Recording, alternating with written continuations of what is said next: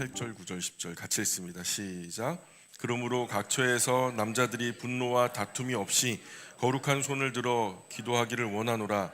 또 이와 같이 여자들도 단정하게 옷을 입으며 소박함과 정절로서 자기를 단장하고 따은 머리와 금이나 진주나 값진 옷으로 하지 말고 오직 선행으로 하기를 원하노라. 이것이 하나님을 경외한다 하는 자들에게 마땅한 것이니라. 아멘. 이미 다들 아시겠지만 기본적인 이야기 한번 말씀드리고 시작해야 될 것 같습니다. 우리가 기본적으로 교회는 하나님 만나는 곳이죠. 여러분 이 자리에 왜 왔습니까? 하나님 만나러 온 겁니다. 그렇죠?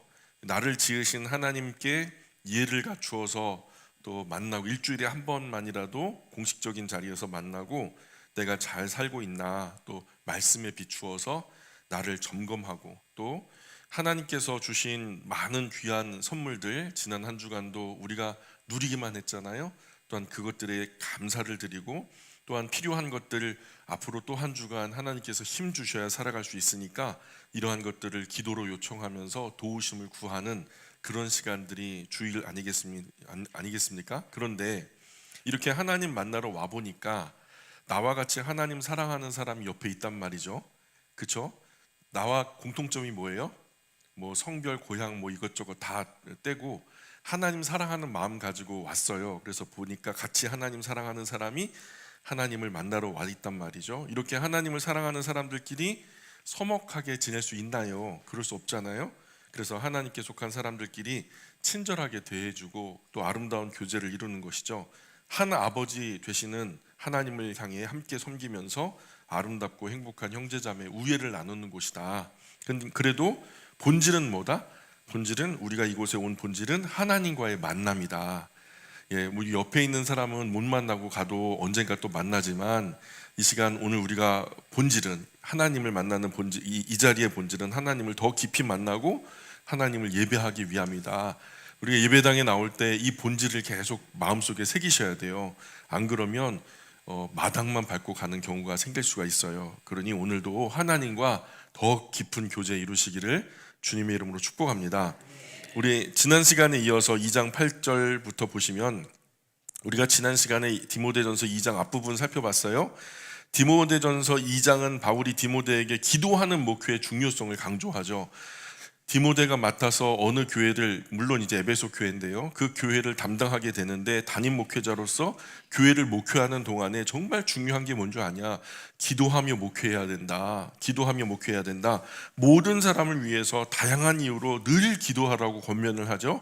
그리고 특별히 그런 평안한 신앙과 목회 환경을 위해서, 그리고 우리가 이 평범하게 누구네 집에 뭐 송아지가 나와요 건강하게 탄생하게. 예전에는요 우리 원로 목사님 일기를 보니까요 거기에 그런 게 나오더라고요. 어느 집사님 예배당에 곧 얼마 나오지 않았던 분인데 이게 뱃속에 송아지가 이제 임신한 거예요. 그러니까 이게 건강하게 태어나게 해달라고 기도문이 있더라고요. 그런 기도예요. 그러니까 평범한 때는 송아지 잘 낳게 해달라는 이런 것이 이제 기도 제목인데 사실 전쟁 나면 그런 기도는 기도 축에도 웃기잖아요. 그죠? 평안해야 우리가 참 행복할 수 있는데 그것을 위해서 평안한 신앙과 목회 환경을 위해서 이 나라의 지도자들을 위한 기도가 정말 중요하단 말이에요. 우리 옆 동네처럼 전쟁 한 가운데 있으면 어떻게 할까요? 우리 남편 전장에 나갔는데 죽지 않게 해달라고, 우리 아들 전장에 나갔는데 죽지 않게 해달라고, 이런 것이 기도 제목이 되면 얼마나 서글프겠어요. 그렇죠? 이는 우리가 경건하고 평안한 삶을 살기 위해서 이 나라의 지도자들을, 위정자들을 위해서 기도해야 된다. 우리는 온 국민이 이 나라를 신뢰하며 맡길 수 있는 지도자의 부재를 지금 겪고 있잖아요. 지도자가 정말 뭐 빨강이다 파랑이다 뭐 그것이 맞다 틀리다 목소리 높여 뭐 소리쳐봤자 소용없고요. 그건 뭐 우리가 몰라요. 하나님이 아닌 이상 뭐 10길 물속을 날아도 한 길 사람 속 누가 알겠습니까? 또 뽑아놓고 속을지도 모르지만 또 한번 뽑아보는 거고요. 그래도 안 되면 또 갈아치우고요. 또 똘똘한 어떤 심부름꾼을 우리가 세우는 거 아니겠습니까? 그죠? 민주주의의 그 주인은 사실 국민이잖아요. 국민이 심부름을 했는데 잘 안 되면요, 심부름꾼을 바꾸는 거죠. 그렇죠? 그런 것이 뭐 크게 뭐 이상하다 틀리다 뭐 다른 나라들이 막 욕을 한대요. 그 너네 나라는 대통령이 되면 왜 늘 바뀌냐? 그러니 그럼 너희 나라는 한 번이라도 바꾼 적 있냐? 민주주의인데, 예, 국민이 그 주인인데. 어쨌든 말이에요. 제가 이 정치적인 발언 아니에요. 작정하고 속이고 거짓말하는데 하나님이 아닌 이상은 알 수가 없죠. 그러니 우리는 기도해야 되는 거예요. 세상에 완전한 사람이 어디 있어요? 완전한 사람 없어요. 예. 마찬가지로 완전한 지도자가 있을까요? 없을까요? 없어요. 있었으면 좋겠지만 없단 말이에요. 그래도 사사기 역사를 보면 불완전한 지도자, 미흡한 지도자, 연약한 지도자를 세워서 그가 살아있는 동안에 적어도 40년 또는 23년, 20년 또는 18년 이런 식으로 조용한 평화가 있었다, 이렇게 얘기되는 걸 보니까 건강한 지도자 하나 세워지면 참 이 나라가 그만큼 평안하다는 거죠. 우리가 뽑는 지도자가 다소 부족하더라도 그 부족한 부분 하나님께서 채워주셔서 온전하게 하시기를, 우리는 비록 죄가 많아서 악으로 밭갈지만 하나님은 우리에게 선한 열매로 열매 맺게 해주시기를 우리가 함께 기도하면서 이 어려운 난국을 잘 지혜롭게 극복했으면 좋겠습니다. 또한 하나님은요, 모든 사람이 구원받기를 원하신다고 지난 시간에 말씀 나눴죠. 하나님은요, 우리 모두가 다 구원받기를 원해요. 땅끝에 있는 마지막 영혼 하나까지도 다 구원받기를 소원하시죠. 그게 하나님 소원이지만 하나님 소원대로 된다고요? 하나님 소원대로 안 된다고요. 모든 사람이 구원받기를 원하시지만 모든 사람이 구원받는 건 아니라고요. 예수님은 하나님과 사람 가족 사이에 유일한 중보자가 되신다고도 말씀 나눴죠. 그렇죠? 그 끊어진 하나님과 사람 사이를 유일하게 연결시켜 주시는 유일한 길, 유일한 생명줄, 유일한 진리가 바로 누구다? 구주 예수님이다. 그런데 이 지구상에요, 각기 저마다 자기가 보혜사래요, 자기가 중보자래요, 자기가 뭔가 예수님 대신 그 자리를 채울 수 있는 존재라는 거예요. 이런 사람들은 어떻게 해야 돼요? 예, 끊어내야 돼요. 그런 사람들이 이단이죠. 구주 예수님만이 영원한 생명을 주시는 하나님 아버지께 나아갈 유일한 길과 진리, 생명 되시죠. 바울은 이 복음을 이방인에게 전하는 역할을 맡았다라고 얘기했고요. 디모데도 지금 그 뒤를 따르는 거예요. 디모데가 하는 것은 바울이 했던 그 일을 똑같이 하는 거예요. 그러니 주님의 교회는 세상 가운데 아름다운 모습, 덕스러운 모습 간직한 채 건강하고 거룩하게 서 있어야 맞죠. 하나님을 잘 모르는 사람, 오해하는 사람, 교회에 대해서 호도하는 사람들이 많을 테니까 우리가 우리의 누추한 일상 때문에 예배당으로 오는 길이 막히면 어떡해요? 적어도 이 자리에 와야 길과 진리 생명 되신 예수님을 소개받을 수 있겠는데, 제가 원하기는요, 여러분, 복음 제시하는 것은요, 우리 안에 벌써 도가 통해야 돼요. 도를 아십니까 하는 사람도요, 레파토리가 있어요. 만나서 30분은요 눈 하나 깜짝하지 않고 그 사람 완전히 홀려 먹을 수가 있단 말이에요. 뻗겨 먹을 수가 있어요. 아니, 이단자들도, 사이비 사람들도, 내 주머니에 돈 털어가려고 하는 사람들도 그렇게 열심히 노력하는데 그 영혼 살리자고, 그 천하보다 귀한 영혼 살려보자고 하는 우리가 전혀 프로페셔널한 마음이 없어요. 어떤 우리 안에 복음을 제시하는 것이 각 사람의 스타일에 따라서 적어도 5분, 10분은 그 원맨 쇼를 할 수 있어야 돼요. 적어도 5분, 10분은 내가 구주 예수님은 누구다라고 얘기할 수 있는 그런 능력이 있어야 된단 말이에요. 그것은요, 여러분이 살아왔으니까 여러분의 삶에 녹여서 5분, 10분 짧은 스피치를 준비하셔야 돼요. 누구든 만나면 저는 그래요. 저는 어떻게 얘기하냐면, 선생님, 이게요, 그 밭에요, 논이 있잖아요. 논에 그 모내기를 하잖아요. 모내기는 그 논의 일부분에 하잖아요. 근데 나중에 아주 심게 하더라고요. 마찬가지로 작은 이 지구 공간에다가 이렇게 하고요, 나중에는 넓은 논에다가 펼쳐 심어요. 그리고 뭐 유정란, 무정란 이야기는 여러분 이미 많이 들으셔서 아실 거예요. 그 계란에도요, 무정란이 있고 유정란이 있는데요, 21일이 지나면 무정란은 죽고요, 유정란은 살아요. 근데 그 차이가 뭔지 아세요? 바로 그 생명의 씨앗이 그 안에 있다는 얘기죠. 우리에게 생명의 씨앗이 있는데요, 그것이 바로 구주 예수님이에요. 사람이 10개월 미만 엄마 뱃속에 잘 준비하고 100년을 살아가잖아요. 100년을 준비해서 영원한 삶을 살게 되거든요. 그 100년의 모판의 자리에서 하나님이 우리에게 뭘 보시냐면, 길과 진리 생명 되신 구주 예수님 생명의 씨앗이 우리 안에 있나 없나, 그걸 보신단 말이죠. 그래서 저는 선생님 안에 구주 예수님이 계셨으면 좋겠어요. 그러면요, 이 몸, 육체의 장막이 100년 미만에 쓰러지고 깨져도요, 영원한 하나님의 나라를 살아갈 테니까요. 저는요, 온 세상과 우주 만물을 하나님이 지으셨다고 봅니다. 하나님이 지으셨는데요, 지금은요, 그 온 우주 만물 가운데 우리가 충만하게 살지 못하잖아요. 지구라고 하는 별, 먼지만한 별에서 우리가 옹골박작 모여 살면서 막 전쟁도 하고 싸움도 하잖아요. 근데 하나님이 그렇게 비효율적인 분이 아니란 말이죠. 하나님은 정말 효율적인 분이세요. 우리가 하나님의 말씀에 보면은요, 이 별들을 하나님께서 각 사람에게 분배해 주신다는 말씀이 나오거든요. 그날에 우리 안에 생명의 씨앗이 있는 것을 보시고 우리를 임시 심기에서 영원한 나라, 영원한 하나님의 나라에서 아주 심기를 하는데요. 거기는 우주 공간이 우리의 무대가 될 거예요. 그리고 영원한 시간, 영원한 자원을 우리에게 부어 주실 거예요. 그래서 하나님처럼 우리로 같은 왕과 같이 우리를 하나님의 반열에 일으켜 주시고 우리가 그 많은 별들을 다스리게 하실 거란 말이죠. 저는 선생님이 그때 우리 옆 동네가 되셨으면 좋겠어요 하면서 제안을 하거든요. 근데 많이 들으세요. 그분이 열매가 됐는지 아니면은 쭉정이가 됐는지는 모르지만 그렇게 5분 10분 스피치를 하는 거예요. 그분이 뭐 중간에 말도 끊고 들어오고 막 그러거든요. 상관없어요. 묻는 대로 답변해 주시고 우리가 하려고 하는 구주 예수님의 생명의 씨앗을 그들에게 전하는 이 생명의 스피치, 5분 10분의 스피치는 준비하셔야 된다고요. 적어도 내 삶에 입각해서 내가 이 책을 읽다가 좋은 문구가 발견되면 그걸 써머리 해 놓으시고, 그래서 A, B, C, D 해가지고요 1부터 뭐 10까지 이렇게 전한다라고 하는 계획을 잡으시고 연습을 하시고, 먼저는 남편 아내에게 해보시고 아이들에게도 해보시고, 그냥 살아생전 우리 엄마는 맨날 이렇게 예수님의 복음 전했다라고. 우리 아내도 맨날 그러거든요. 엄마는 맨날 시장에 가가지고 만나는 사람마다 예수 믿으세요 한 다음에 A, B, C, D 어떻게 얘기했다고 그걸 막 달달달달 외워요. 예. 그런 식으로 우리도 그렇게 복음을 전하는 사람들이 돼야 된다. 디모데뿐만 아니라 이 자리에 있는 우리 모두가 그렇게 목양자가 돼야 된다. 그래서 이 덕스러운 모습 우리가 간직한 채 건강하고 거룩하게 서 있어야 맞는데, 그런 흐름에서 2장 8절 보세요. 2장 8절에 보니까 그러므로 각 처에서 남자들이 분노와 다툼 없이 거룩한 손을 들어 기도하기를 원하노라. 자, 쉽게 말해서 이런 거예요. 그러니 제가 권면합니다. 남자들은 분노하거나 싸우지 마세요. 세상 그냥 남자들 싸우는 거 보면 추하죠. 그죠? 그리고 그냥 우리 전에 있었던 교회에서 제가 부교육자로 운전을 해가지고 강릉까지 갔는데 횟집에서 막 얘기하다 갑자기 밥상이 뒤집어지는 거예요. 와장창창하고 막.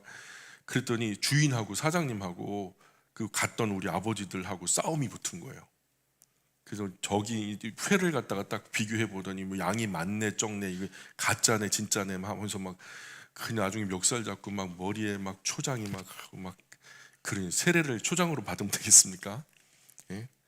얼마나 누추했는지 몰라요. 밥 먹을 때 밥 먹기 전에 단체로 공동 기도나 하지 말지. 교회에서 온 거 다 아는 거야. 다 아는 거야. 얼마나 누추해요. 하여튼 어디서나 거룩한 손을 들어 앞서 설명한 것들을 위해서 기도해 주시길 부탁드립니다 하면서 이제 경건한 아버지들의 모습을 얘기하는데, 교회에 속한 아버지들의 경건한 삶이 지금 강조되고 있는 거예요. 우리 아버지들 정신 똑바로 차리셔야 돼요. 세상에 나가시면요 사방팔방의 사람들이 나를 다 보고 있어요. 모르긴 모르지만요 아는 사람은 다 알아요. 내가 교회 다니는 사람이라는 거, 내가 하나님께 속한 사람이라는 거 다 알아요. 영광 아버지들도 세상 사람들과 똑같이 막 술 먹고 막 화내고 막 싸우고 그 손 들어가지고 주일날 또 기도하고. 그게 얼마나, 그러지 말고 경건한 아버지가 되셔서 주변에 둘러선 연약한 사람들을 위해서 기도해주고. 그게 목회예요. 목회자만 목회하는 게 아니에요. 그게 목회라고요. 나와 연관되어진 많은 사람들을 위해서 기도해주는 거예요. 저 김씨 아저씨, 최씨 아저씨 다 교회에 나오지 않는 이웃들까지도 두루두루 기도해 주는 거예요. 그래 경건한 아버지가 되셔서 주변에 둘러선 연약한 사람 위해 기도해 주고, 이 나라 위정자 위해서. 우리 아버지들은 정치 읽을 줄 알잖아요. 누가 속이고 누가 속는지 알잖아요. 웬만큼 그런 정치적인 기본적인 정보를 가지고 여러분 이 나라를 위해서 기도한다면 어머니보다는 아버지들이 탁월하게 기도할 수 있겠죠. 판을 읽는 능력이 있으니까. 아버지들 나라를 위해서 기도하시라고 엄마한테 다 맡겨놓지 마시고 지도자를 위해서 기도해 주시라는 거예요. 그런 그 편이 촛불 들고 태극기 들고 나가는 것보다 훨씬 더 지혜롭다니까요. 그게 훨씬 더 효과적인 거예요. 다른 이들보다 먼저 내가 경건한 신앙과 참된 진리 안에서 하나님의 우리를 향하시는 그 삶의 의미를 깨닫고 아직 신앙 안에 들어오지 못한 분들을 위해서 친절하게 대해주는 거예요. 친절하게. 내 뒤에는 누가 계시다? 하나님이 계시다. 내 이마에는 뭐가 있다? 예수님의 이름이 있다. 이름표 달고 다니는 거예요. 우리는 예수님의 사람. 그런데 아직 신앙에 들어오지 못한 사람들이 내 삶을 보고서 아이고 저거 전 다 똑같다. 예수 믿으나 안 믿으나 똑같다. 그러면은 어떻게 되겠냐고요. 친절하게, 적어도 안 믿는 사람보다는 훨씬 더 친절하게 경건하고 바른 신앙 안으로 이끄는 거룩한 영향력 중심에선 경건한 아버지들이 되시란 말이죠.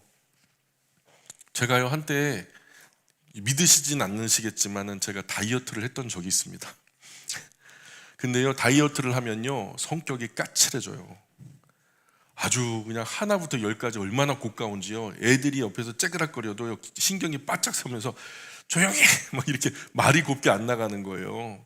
말이 곱게 안 나가는 거예요. 그런 일상의 저의 모습을 보면 사람들이 어떻게 생각하세요? 예수 믿는 것들 다 까칠하다. 그렇게 생각하지 않겠어요?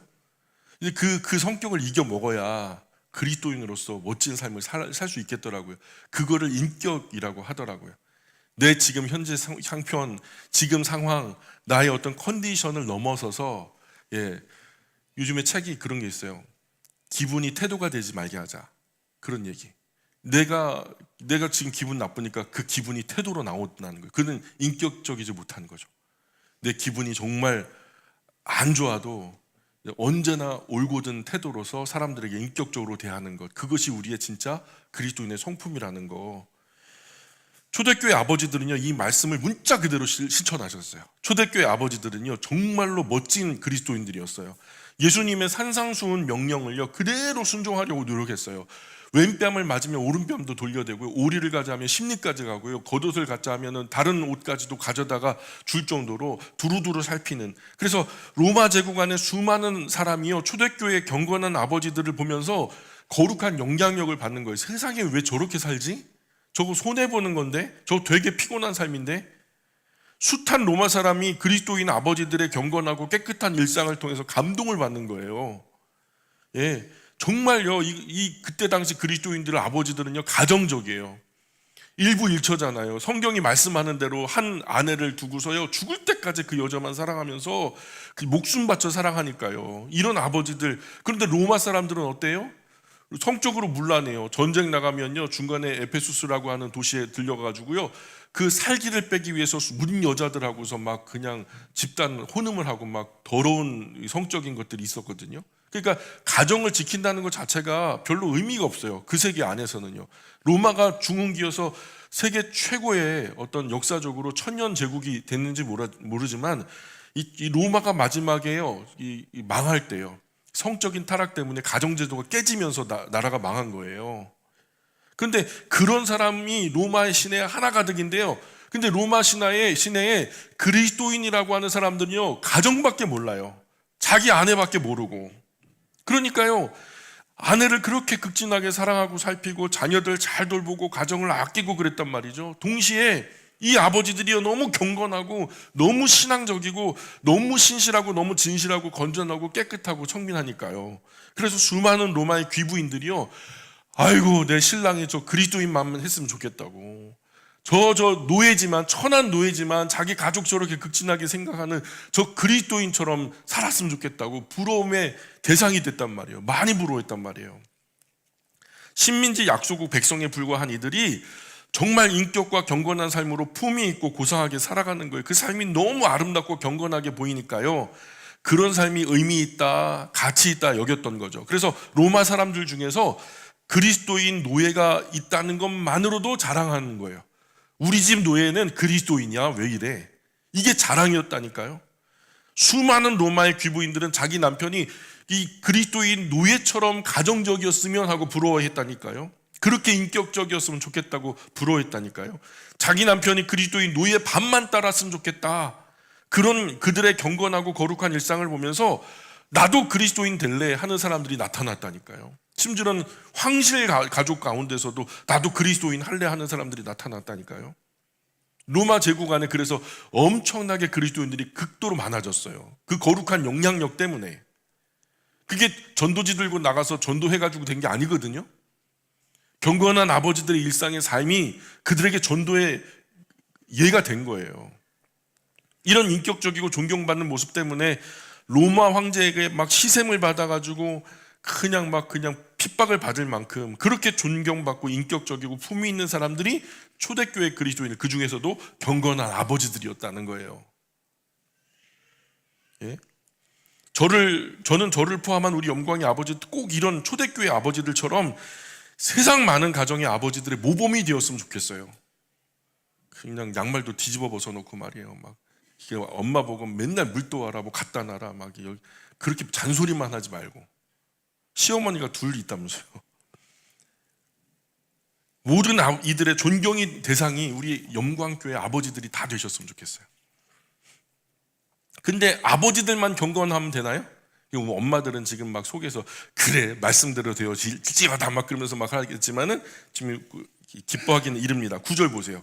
우리 어머니들만 하나 읽어볼까요? 여성분들만 9절 시작. 또 이와 같이 여자들도 단정하게 옷을 입으며 소박함과 정절로서 자기를 단장하고 따은 머리와 금이나 진주나 값진 옷으로 하지 말고 또 경건한 남자들처럼 여자들도 똑같이 자기를 세상 여자들처럼 금이나 진주나 사치스러운 옷들로 꾸미지 마시고요. 오직 소박하고 단정한 복장과 조용하고 분별력 있는 정숙한 태도로 자신을 꾸미시기 바랍니다. 이렇게 말해요. 지금 교회 안에 그리스도인 여성을 향해 말하는 거예요. 교회 안에 그리스도인 여성, 여러분 마음으로 손들어 보세요. 우기지 마시고요. 나는 그러죠. 디모데가 목회하는 교회에 다니는 여성들은 이런 모습으로 목양하면 좋겠다. 그 어머니들, 여성들이 이런 방향으로 경건한 그리스도인들이 되었으면 좋겠다라고 지금 목회적인 방향성을 바울이 디모데에게 안내하고 있어요. 자, 정절이라는 말이 나오죠, 중간에. 이 정절이라는 말은 원어적으로 스스로 자제하는 마음. 스스로 자제하는 마음. 할 수 있으나 덕을 생각해서 하지 않는 마음. 덕이라는 게 뭐죠? 모든 사람들이 편안하게 하는 거. 그죠? 세상 여자들처럼 다 따라하며 살 수 있어요. 그럴 능력도 있고 돈도 있고요. 여유도 있어요. 그런데 그렇게 하지 않는다는 거예요. 그리스도인이 내가 가진 거 조금 있다고 너무 사치하면요, 사람들 가운데 전혀 덕이 되지 않아요. 너무 세상 사람들 입는 명품 옷, 가방에 집착하고 해외여행 누구 여기 가봤대, 그럼 나도 거기 가야 된다고 세상 멋지다 아름답다 하는 거 다 따라하고 따라 입고 먹고 마시고 어느 날 이제 차를 타고 가는데요.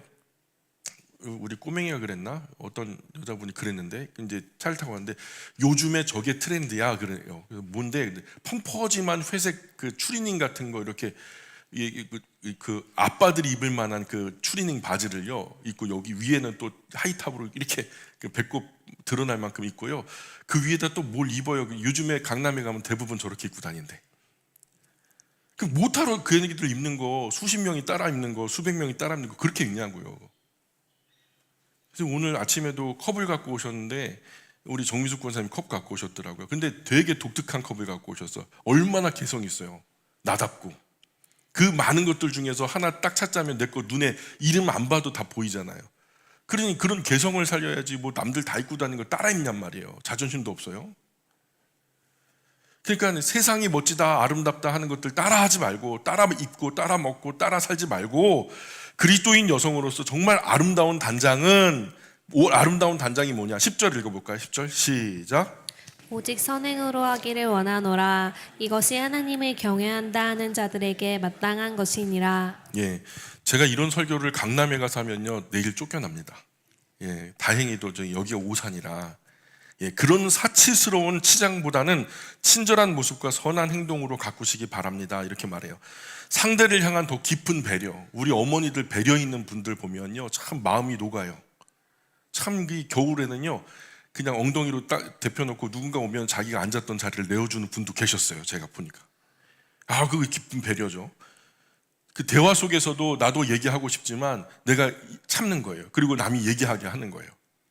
참 지혜로운 대화, 친절한 모습, 선한 행동이 여성을 더욱 아름답게 하죠. 이런 것은 세상의 흔한 아름다움과 전혀 다른 차원의 아름다움이에요. 온 세상 여자들 다 예쁜 얼굴 가꾸려고 그래요. 화장도 똑같고요. 옷도 똑같고요. 몸매도 똑같고요. 그래서 저는 헷갈려요. 저 배우가 어디 나왔냐 그러면 아내는 아는데 저는 몰라요. 저 신인 배우 나왔다고 막 그랬더니 저 언제적 배우인데 지금 신인 배우라고 하냐고. 몰라요. 똑같이 입고 얼굴도 똑같고 머리도 똑같고. 그 얼굴과 몸에 칠하는 화장과 옷, 액세서리로 막 가꾸려고 하잖아요. 근데 다 비슷해. 그러나 그리스도인 여성은 그러면 안 된다는 거예요. 해도 최소한만 하고 전혀 다른 아름다움으로 가꾸라는 거예요. 세상이 말하는 그 아름다움이 아니라 성경이 말하는 이 아름다움으로 가꾸라는 거예요. 첫 모습이 너무 아름다운데요. 막 얼굴도 예쁘고 막 몸매도 예쁘고 옷도 정말 예쁘게 입고 막 그 센스도 있고요. 그런 사람도 있거든요. 근데 만나서 얘기하다 보면요, 그 속에 선한 것이 없어. 그 아름다움을 받쳐낼 만한 어떤 지성 영성이 없어요. 얼마나 아름다운 만큼 추해 보여요. 아이고, 내가 사람 잘못 봤다 싶은 거죠. 그래서 사실 여성의 아름다움은 외모에 있는 게 아니더라고요.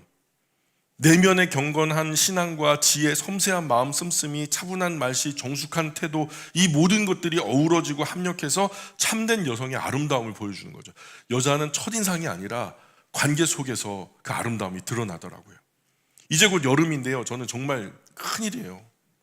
큰일이에요. 걱정이 한 걱정입니다. 날이 점점 더 많이 더워질 텐데요. 지금도 엄청 덥죠. 세상 여자들 날 덥다고 몸을 막 심하게 노출해도 되는 계절로 알거든요. 그래서 온 세상 다 헐벗고 다니는 시절이 왔어요. 헐벗고 다니는. 그래서 우리 교회는 아니겠지만 다른 교회 청년 학생들 보면 정말 제가 시험에 들어요. 목사님이 설교하는데 다 헐벗고 나와서 목사님이 눈 둘 곳이 없다는 거예요. 학생 청년 예배 드리는데요, 눈 둘 곳이 없다는 거예요. 이 경건하고 정숙한 아름다움이 아니라 몸매 자랑하고요. 막 우리 영광 여성들은 조금 덜 헐벗었으면 좋겠다. 예, 더우면 어쩔 수 없지만, 근데 옷도 색깔이 너무 막 정신없이, 그 뭐 학자들이 그래요. 5가지 이상의 색깔로 조합된 옷을 입으면 정신이 없어진대요. 그 주의력이 막 흩어진대요. 그 단색 계열도 좋고요, 뭐 투톤이도 좋은데요, 너무 막 그냥 알록달록 해가지고 막 그냥 아이고, 성황당 나무처럼 그렇게 다니지 마시자고요. 예. 단순하지만 조화롭고 품위 있게 입었으면 좋겠어요. 오늘 우리 사는 세상 여성의 아름다움 많이 왜곡되고 있어요. 세상은 아름답다고 하는데요, 제가 볼 때는 전혀 아름답지 못한 것들이 많거든요. 여성이 자신의 소중한 몸을 너무 많이 노출해요. 외모도 옷도 말도 행동도 막 심지어는 제가 볼 때는 창녀 같아요. 창녀처럼 입고 다니는, 그리고 성적으로 어필하는데요, 그런 것이 너무 난잡하고 추한 모습인데도 그걸 몰라요. 본인은 그걸 모른다고요. 그런 추한 모습이 사람들에게 매력적이라고 세상에 쇠뇌하고 있어요. 수많은 SNS를 통해서 가스라이팅 당해가지고 이게 아름답다, 이게 예쁘다 막 그러니까 애나 어른이나 세상 엉뚱한 아름다움 쫓아서 그 가스라이팅 당해가지고 쇠뇌 당해가지고 그거 아름답다고 자기도 각인시킨 거예요. 그리고서 그거 추구하고 따라하느라 정신줄 놓아버린단 말이죠. 오늘 그리스도인, 특히 거룩하고 경건한 아버지들, 또 절제하며 정숙한 어머니들이 우리 사회에서 거룩한 영향력을 펼쳐주셔야 세상이 감동해요. 전혀 세상과는 다른 아름다움, 세상과는 다른 어떤 경건함이 우리 아버지들, 어머니들, 여성분들, 남성분들을 통해서 세상이 펼쳐질 때 세상이 말한 것과 좀 다른데? 그죠? 차별화가 되는 거죠. 그래서 에스더도 그랬잖아요. 수많은 사람들이 5만 가지의 화장품들로 막 가꿀 때 자신은 그거 가꾸지 않았다고. 그러니까 튀는 거잖아요. 다 화장인데 혼자 화장하지 않으니까 더 순수하게 보이는 거잖아요. 다른 감동으로는 안 돼요. 이미 노래도요, 춤도, 드라마도, 영화도 세상이 훨씬 잘해요. 세상이 훨씬 잘한다고. 과거 한 세대 전에는요, 문화의 밤 하면 최고예요. 노래 잘하는 애들이 다 예배당에 모여 있고요, 연극 잘하는 애들이 다 예배당에 모여 있고요. 그렇게 교회를 통해서 노래하고 춤추고 또 연극하고 그러다가 영화배우 또 가수 된 사람들, 연예인 된 사람들 엄청나게 많아요. 근데 지금은요, 거꾸로예요. 세상 노래 잘하는 애들이 전부 다 세상 가운데 있거든요. 그래, 지금 그런 것들이 주는 감동은 흔해서 더 이상 영혼을 변화시킬 능력이 없어요. 하지만 구주 예수님의 사랑이 참 경건하고 건전하게 윤리적이고 도덕적인 삶으로 가정과 교회 지역에 펼쳐질 때, 그때 건강한 영향력이 펼쳐지는 거예요. 예수님이 교회를 위해 생명 주신 것처럼 아내를 목숨 바쳐 사랑하는 아버지, 교회가 예수님께 복종하던 남편 존경하며 따르는 어머니, 요즘 세상에 누가 무슨 그런 가부장적인 모습이 있어, 그렇게 말하지 말고요. 성경이 그렇게 말하고 있으니까요. 그런 가정에서 생명을 건 사랑 듬뿍 받고 자란 사랑 많은 자녀들, 이런 온전한 가정의 사랑과 섬김의 모습이 이 사회 안에 펼쳐질 때 많은 사람이 감동하고 부러워하고 이 신앙 안으로 들어오려고 하지 않겠어요? 지금 우리 시절은 예수 천당 불신지옥 이렇게 전도가 안 돼요. 그리스도인이 정말 구주 예수님의 사랑에 힘입어서 구주 예수님처럼 사랑하는 삶을 사는 그 모습 보고 감동받아서 그 모습 안에서 참된 의미와 가치를 찾고 나도 그렇게 살고 싶다, 나도 그렇게 행복해 보고 싶다 하면서 오는 거예요. 그리스도인들처럼 행복하고 싶고 살고 싶고 사랑받고 싶을 때, 그렇게 살고 싶을 때 전도가 되는 거죠. 자, 지금 바울은요 디모데에게 교회를 담임할 때 올바른 목회 방향성을 설명해 주는 11절 계속 볼까요? 11절 시작. 여자는 일체에 순종함으로 조용히 배우라. 네, 교회 안에서 여성들은 먼저 조용하고 겸손하게 듣고 배워야 합니다. 이렇게 말해요. 아마도 당시 교회 분위기를 문란하게 만드는 그 여성들의 말들이 좀 문제가 되었던 것 같아요. 초대교회 때 여성들이 이제 말을 많이 하니까. 그러나 이 구절 현대로 가져와서 현재 우리 상황에 접목해 좀 봤으면 좋겠어요. 과거 그 시절에는 그랬다 쳐도요, 오늘 우리 시절은 좀 상황이 다르죠. 사실 못 모르고 떠드는 사람은 여자뿐만 아니라 남자도 있거든요. 자기가 무슨 말을 하는지 모르고 떠드는 사람 목소리가 훨씬 더 커요. 그렇죠? 이게 뭔지 모르니까 우선은 이겨먹으려면 어떻게 해야 돼요? 목소리라도 커야 되잖아요. 목소리가 커야 돼. 우겨야 되니까. 이게 자기도 확실한지 몰라. 목소리가 커야 돼. 자기가 뭔 말 하는지 아는 사람은요 목소리를 키우지 않아요. 아니까 작은 목소리로도 충분히 힘이 있어요. 왜냐하면 그게 사실이니까. 아니까. 모르는 사람이 모르고 떠들면 그거 아닌데 하면서 조용히 속으로 삼켜요. 말 섞을 필요가 없어요. 모르는 사람하고 말 섞어봐요. 우기다가 그냥 된통당하지. 사실을 말해도 듣지 않고 설득당하지도 않죠. 아무것도 모르고 큰 소리로 떠드는 이들의 무지를 깨뜨리기엔 자신의 말이 전혀 도움이 되지 않을 거라는 걸 잘 알거든요. 그래서 잠언에서 오죽하면 27장 22절에 이런 말씀 나와요. 잠언 27장 22절에 이런 말씀 나와요. 미련한 자를 곡물과 함께 절구에 넣고 공의로 찌을지라도 그 미련은 벗겨지지 아니하느니라. 재밌죠?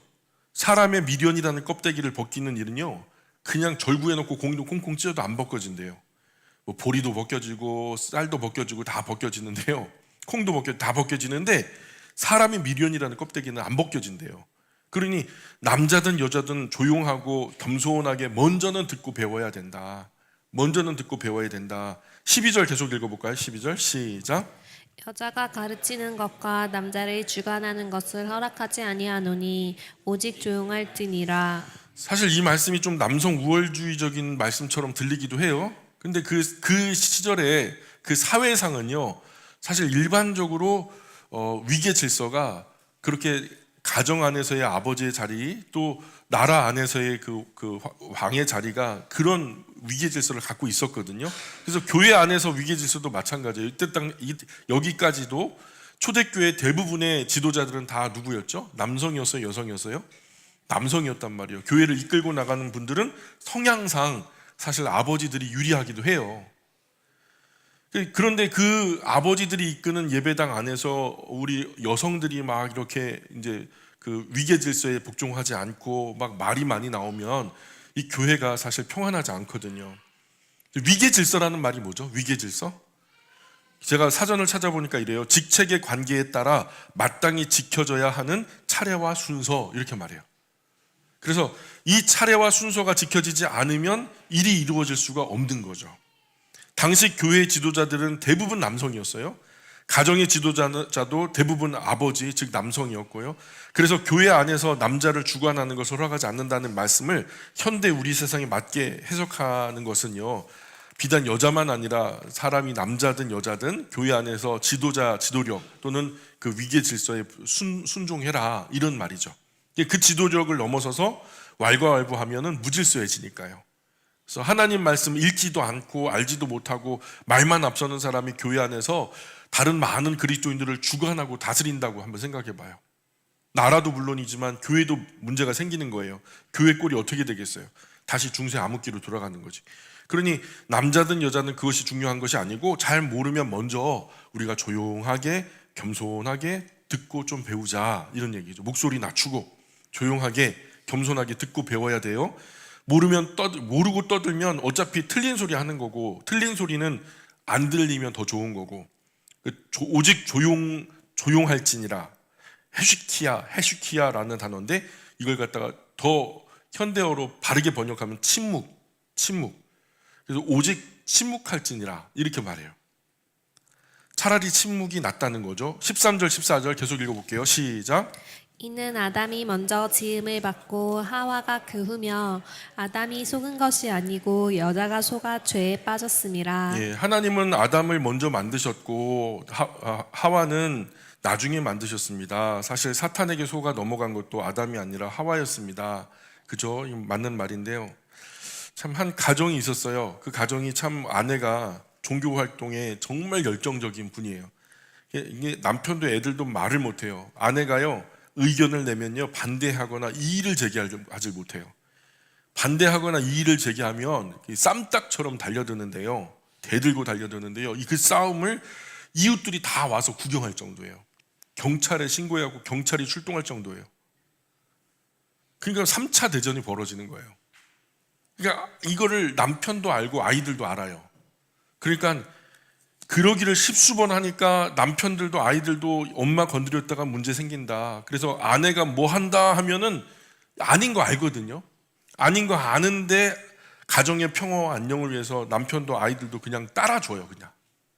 심지어 엄마가 막 이단 구원파에 심취하고 막 비행기 타고 미국까지 갔다 오고 막 이 교회 저 교회 전전하고 사내 만회하고 말이야 오락가락하고 막 그런데 참 곤란하죠. 이 시간을 잡아 몇 번 진지하게 대화를 했는데 대화가 안 통해요. 제가 말을 못 해요. 계속 혼자 말해요. 근데 그게 사실이 아니거든요. 말이 안 먹혀요. 차분한 성경 안에서의 조언과 안내를 전혀 듣지를 않으니까요. 그 가정은 지금도 그러고 있어요. 어쨌든 15절 계속 볼까요? 15절 시작. 그러나 여자들이 만일 정숙함으로써 믿음과 사랑과 거룩함에 거하면 그의 해산함으로 구원을 얻으리라. 예.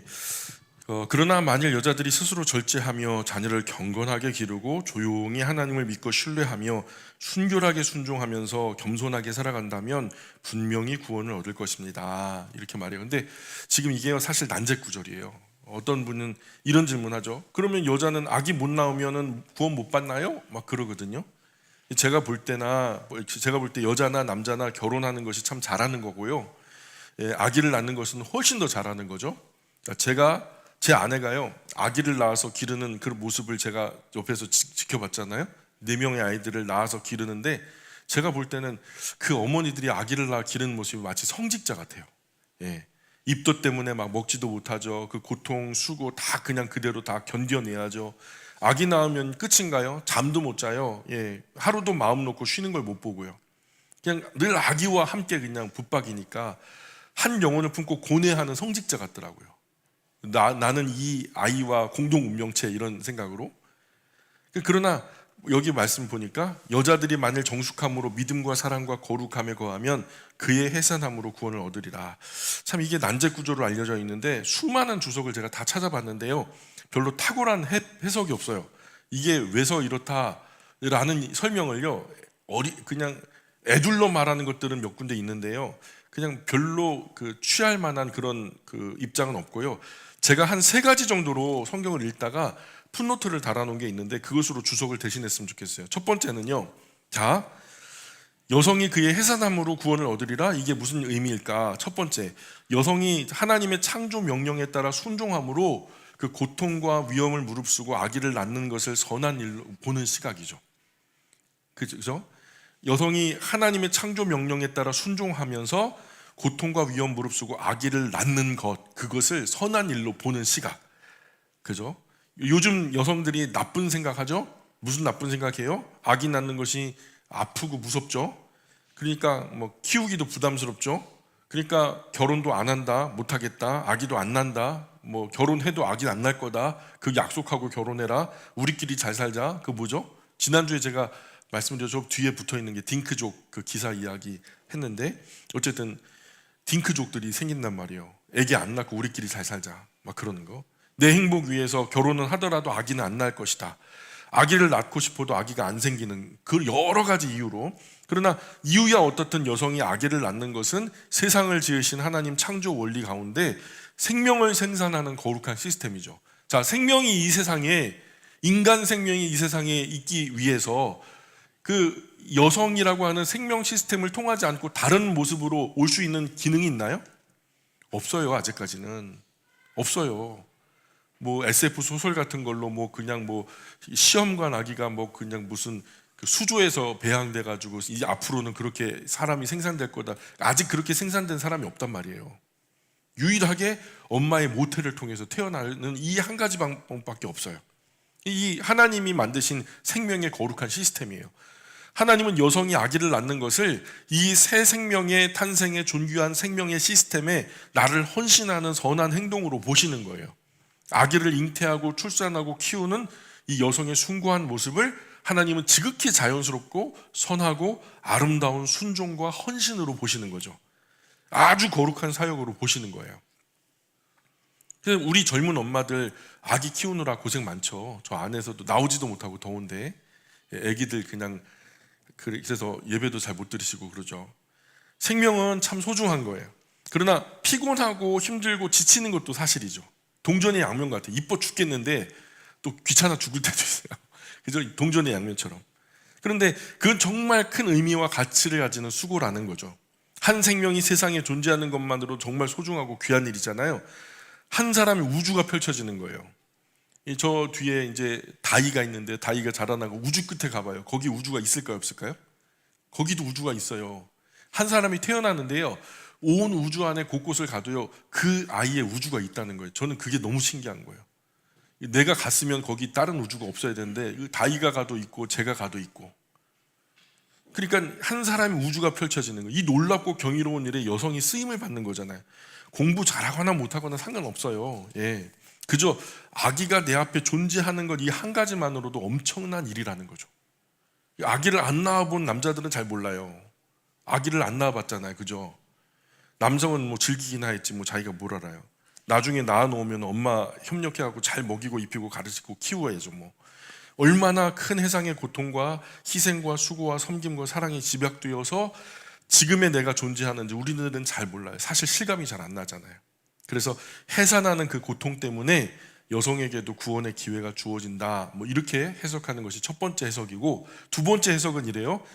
아기를 낳아서 경건하게 키우는 것은 전도로 보는 시각이에요. 그게 이제 선교요 전도다. 우리 주변 가족, 가문, 이웃들 이 그릇된 길에서 벗어나서 옳은 길로 돌아서게 하는 것은 하늘의 별처럼 빛나는 아름다운 일이라고 다니엘서에 말씀하시죠.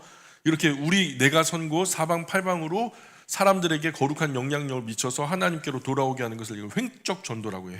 횡적 전도, 종횡이라고 하는 거. 횡, 옆으로의 전도.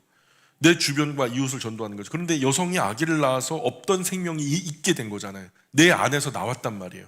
그래서 그 아기를 신앙 안에서 잘 키우고 전도하면 잘 가르치고, 그래서 종적 전도가 이루어지는 거예요. 엄마가 예수님 잘 믿는 분이면 아기도 예수님 잘 믿는 아기가 될 수 있는 가능성이 훨씬 더 크다는 거죠. 아기는 엄마 말씀이 하나님 말씀이니까 그 영유아 시절에 엄마 무릎 위에 앉혀놓고 참 부모님 되시는, 나도 엄마지만 진짜 엄마는, 진짜 부모님은 하나님 아버지시다 하면서 진짜 하나님 아버지를 진심으로 차분하게 질서 있게 소개해 주면 자라서도 그 선한 길을 떠나지 않아요. 그 전도가 되는 거죠. 마땅히 행할 길을 아이에게 가르치라. 그리하면 늙어도 그것을 떠나지 아니하리라. 우리 잘 아는 잠언 말씀이죠. 예, 어렸을 때 가르친 그 길을 자라서 늙어서도 떠나지 않는다. 이게 누구에게 배운 걸까요? 그 엄마에게 배운 걸 거예요. 엄마가 아기에게 이 신앙의 뿌리를 그 심령에 단단히 심어주는 일을 하나님은 지극히 선한 일, 구원받을 만한 일로 보셨다. 이게 두 번째 해석이고요. 세 번째 해석은 그래요. 여성이 아기를 낳는 시스템을 통해서 세상에 누가 오셨죠? 구주 예수님께서 이 땅에 오셨죠? 그렇죠? 마리아가 순종하지 않았다면 예수님 이 땅에 오실 수 있어요, 없어요? 마리아가 말씀대로 되어지이다 그랬단 말이에요. 그래서 예수님이 마리아를 통해서 이 세상에 오셨어요. 근데 그분이 누구예요? 모든 인류의 구세주죠. 구주. 그래서 구주 예수님께서 탄생하지 못했다면 우리 구원도 없는 거죠. 물론 하나님의 계획은요 변함이 없어요. 마리아가 불순종했다면 다른 누군가를 통해서도 뭐 이루셨을 테니까. 하나님은요 그 거룩한 계획을 하나님의 정한 시간에 정한 모습으로 이루셨을 거예요. 그러나 일단 마리아가 순종했단 말입니다. 마리아를 통해서 우리를 구원하는 구세주 예수님이 역사 가운데 오셨으니까요. 마리아 즉 여인의 해산함으로 구원이 온 인류에게 주어진 거죠. 이렇게 우리 구원이 여성의 순종함으로 아기를 낳았다라는 것이 갖는 세 가지 좀 입장, 제가 나름대로 좀 주석을 달아봤어요. 15절 우리 읽어볼게요. 15절 시작. 그러나 여자들이 만일 정숙함으로써 믿음과 사랑과 거룩함에 거하면 그의 해산함으로 구원을 얻으리라. 예, 이 구절을 저는 이 세 가지 이유로 해석해 보는 거예요. 여성이 겸손하게 자신의 생명의 시스템 받아들여서 그것이 고통스러운 길이요 생명 걸어야 하는 길임에도 불구하고 순종함으로 아기를 낳아 거룩하고 경건하게 잘 기른다면 하나님 그런 여성을 온 세상 최고로 아름다운 여성으로 보시는 거죠. 또 남자든 여자든 하나님의 창조 섭리에 순종하며 살아가는 모습이 하나님께서는 가장 아름답게 보시는 모습이죠. 또한 그 거룩한 시스템을 통해서 구주 예수님께서 우리 가운데 오셨고요.